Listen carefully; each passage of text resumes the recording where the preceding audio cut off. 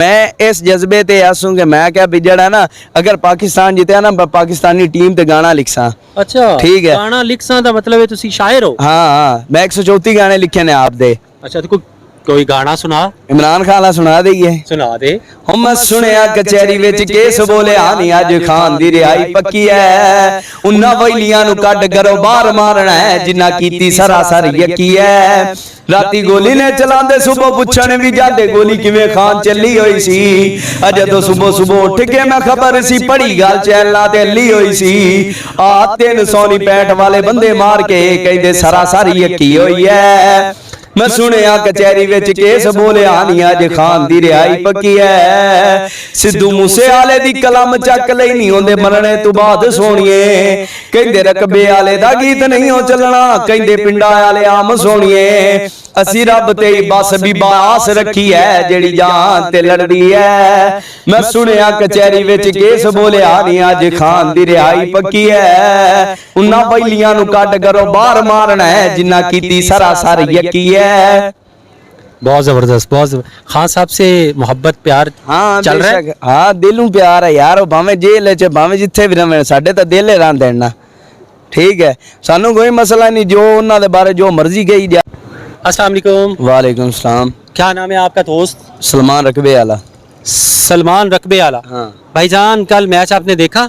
हाँ वेख्या सी यार जदों उन्होंने दूसरे ओवर 2 बंदे आउट हो गए ना मेरा दिल ही चौंक गया इन्हां तो। दिल चौंक गए? हाँ क्यों?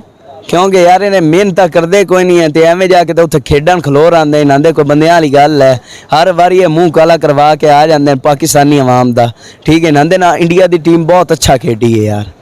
ठीक है साइम अयूब दे काम चेक कर लो भी 0 ते ही आउट हो गया पहली बाल ते आउट हो गया।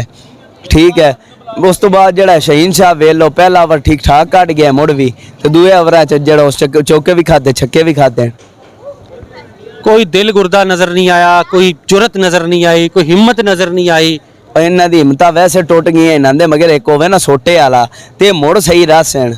ठीक है एवें इन्ना कोई नहीं है सिर्फ पाकिस्तान का पैसा बर्बाद कर रहे हैं। ठीक है इन्हां नालों पिंडां दे बच्चे चक लो तुसी वो 1000 गुणा दर्जे इन्हां नाल बेहतर हैं। उन्हां दी जाके क्रिकेट वेख लो ते इन्हां दी वेख लो ये मम्मी डैडी बच्चे ने ना की उन्हां दे मुकाबले करने। उत्थों कोई 4 पिंड दे चा के लियावें ना ते इन्हां नूं उत्थे सूत्र सैन इंडिया वालियां नूं। ठीक है मैं इस जज्बे ते आसूं कि मैं क्या भी जड़ा ना अगर पाकिस्तान जितया ना पाकिस्तानी टीम ते गाना लिखसा। अच्छा ठीक है। गाना लिखसा दा मतलब है तुसी शायर हो? हाँ हाँ मैं 134 गाने लिखे ने आप दे। अच्छा तो कोई गाना सुना। इमरान खान ला सुना देइए। सुना दे। हम सुनिया कचहरी विच केस बोले आनी अज खान दी रिहाई पक्की है।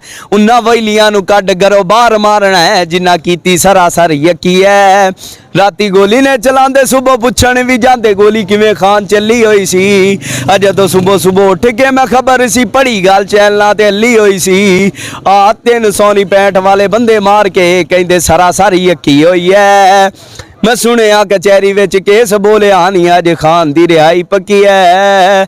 सिद्धू मूसे आले दी कलम चक लई नहीं होंदे मरने तू बाद सोनिए। कहंदे रकबे आले दा गीत नहीं हो चलना कहंदे पिंडा आले आम सोनिए। असी रब ते बस भी बास रखी है जेड़ी जान ते लड़दी है। मैं सुनिया कचहरी विच केस बोले आनी अज खान दी रिहाई पक्की है। उन्ना वैलियां नु कड करो बाहर मारना है जिन्ना कीती सरासर यकी है। बहुत जबरदस्त खान साहब से मोहब्बत प्यार हाँ चल रहा है। हाँ दिलों प्यार है यार भावे जेल च भावे जिथे भी रहे साडे तो दिल रन देना। ठीक है सानू कोई मसला नहीं जो उन्हां दे बारे जो मर्जी कही जा।